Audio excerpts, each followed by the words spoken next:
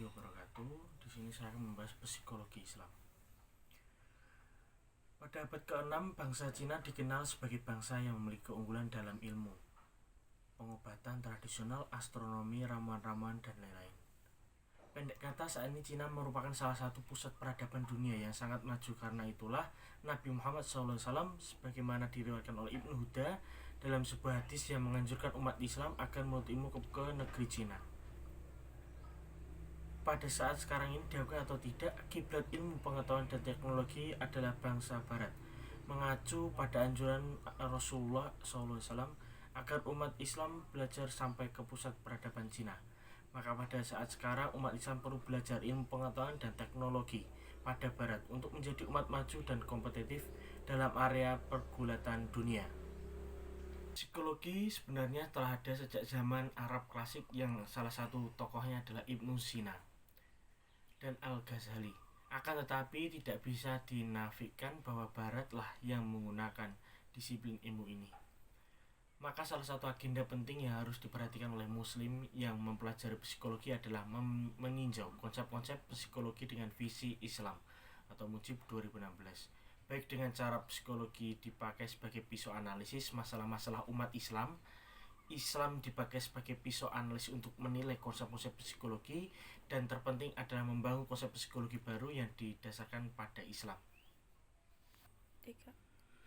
Seiring dengan kemajuan zaman, gembar-gembar psikologi Islam semakin mengema, baik di belahan dunia, Arab bahkan dunia.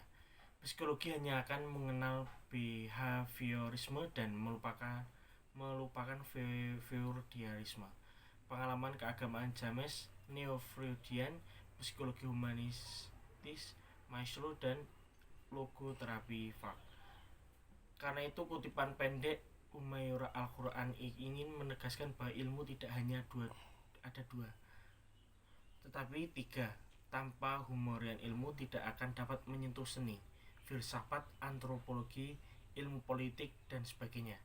Dengan lengkapnya, ilmu diharapkan bahwa keilmuan Islam menjadi gerakan intelektual yang terhormat, dihargai sebagai paradigma baru dalam ajaran ilmu.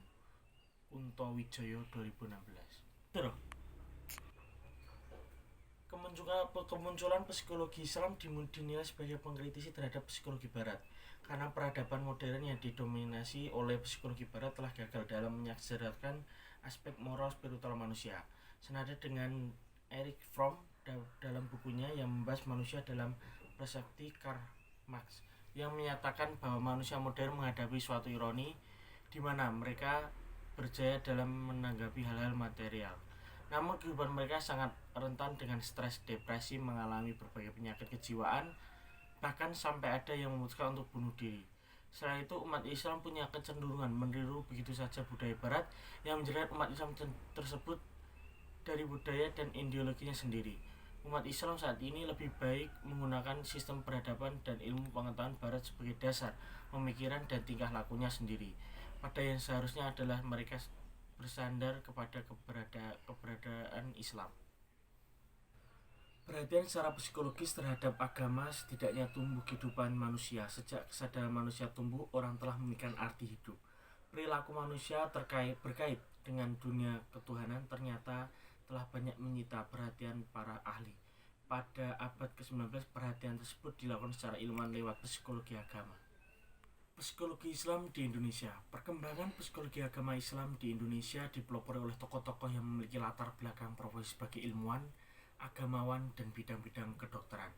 Karya-karya yang telah berkaitan dengan psikologi Islam adalah karya yang berjudul Agama dan Kesehatan Badan dan Islam dalam Psychomatics oleh K.H.S.S. Dejaman. Sedangkan di lingkungan perguruan tinggi psikologi agama mulai berkembang pada 1970-an akhir, yaitu oleh Zakiyah Derajat dan Mufti Ali yang dikenal sebagai pelopor psikologi di lingkungan perguruan tinggi Islam Indonesia, Hamawaris 1996. Pada sekarang, khususnya jika kita melihat perkembangan psikologi agama maupun Islam 20 tahun terakhir yang terjadi di Indonesia, telah menjadi perubahan arah baru psikologi, terutama pada psikologi Islam.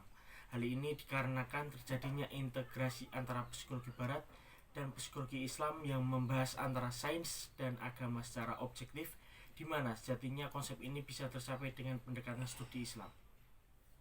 Kemunculan psikologi Islam dinilai sebagai kritis terhadap psikologi Barat karena psikologi Barat dianggap telah gagal dalam mencastrakan aspek moral dan spiritual manusia. Hal ini sebenarnya sudah sangat lama dibahas oleh tokoh-tokoh klasik seperti Al-Ghazali, Al-Kindi, Ibn Sina, dan lain-lain. Akan tetapi tidak bisa dinafikan bahwa mengukuhan metode-metode instrumen serta alat untuk psikologi memang dikembangkan oleh dunia Barat. Hadirnya psikologi Islam adalah pemersatu jurang antara moral dan spiritual yang berdasarkan 3 aspek, yaitu ruhaniyah, isaniyah, dan jismaniyah. Psikologi Islam tidak hanya memandang manusia semata-mata dari perilaku yang diperlihatkan oleh badannya, bukan pula berdasarkan spekulasi tentang apa dan siapa manusia itu, melainkan bahwa manusia mempunyai dengan merumuskan apa yang Allah memerintahkan tentang manusia. Maka bisa dikatakan bahwa psikologi Islam pada saat sekarang adalah masa-masa krusial, karena pekerjaan besar para ilmuwan adalah menciptakan sebuah corak khas yang berlandaskan metodologi dan Islam dalam satu kajian yang disebut psikologi Islam. Sekian, wassalamualaikum warahmatullahi wabarakatuh. Sekian dan terima kasih. Wassalamualaikum warahmatullahi wabarakatuh.